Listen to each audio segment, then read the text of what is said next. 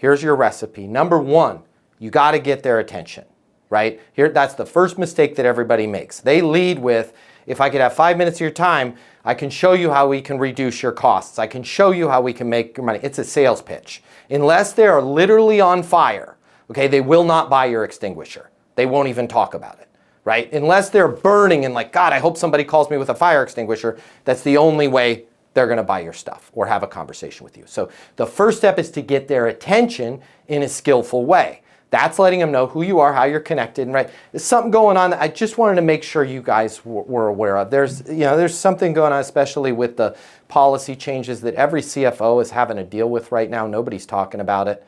Just wanted to make sure you were aware of it, right? Now, you've gotten their attention. They call you. Yeah, hey, what's going on? Okay? You're going to tell them, here's what's going on with this and that and the tariffs, and people are holding too much inventory or they don't have enough inventory, whatever it is, right? Let's say you can do cost reduction in inventory, whatever you can do. You're not even talking about what you do. You're not even trying to tell them. You're letting them know about the issue.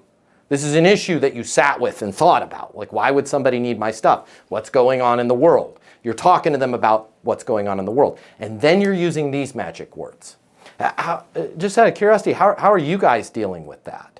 How are you dealing with that? So what I've done is I've gotten your attention, right? There's a little secret that the top CIOs are passing along each other. There's something going on that every CFO is having to deal with, or every real estate agent. Nobody's talking about whatever the hook is from your Easton cold calling and prospecting. Then they're calling you back, and then you're letting them know about the problem.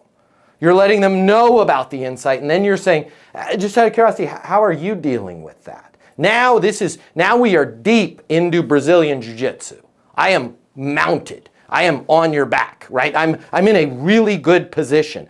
Position, this is what we learn in Jiu-Jitsu. Position before submission. Submission is, hey, if I could have 5 minutes of time, would love to show you how we can reduce your costs, right? That's not skillful. I'm going to get the position first. So now I have the position. I got your attention. I told you about something. And I'm saying, how are you dealing with that?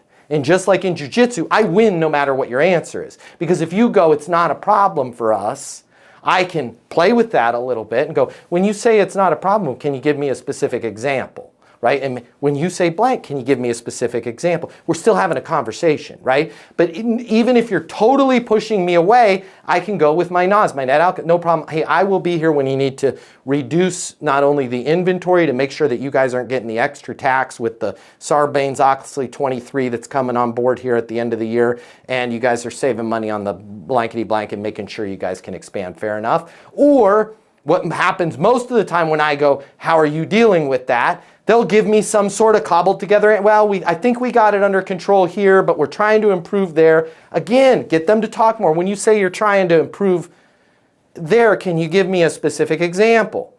Okay? Notice how I'm elegantly pitching right into, where am I right now? When I got your attention, when I delivered the insight, when I said, how are you dealing with that? I have now transported myself to the exact position of an inbound lead.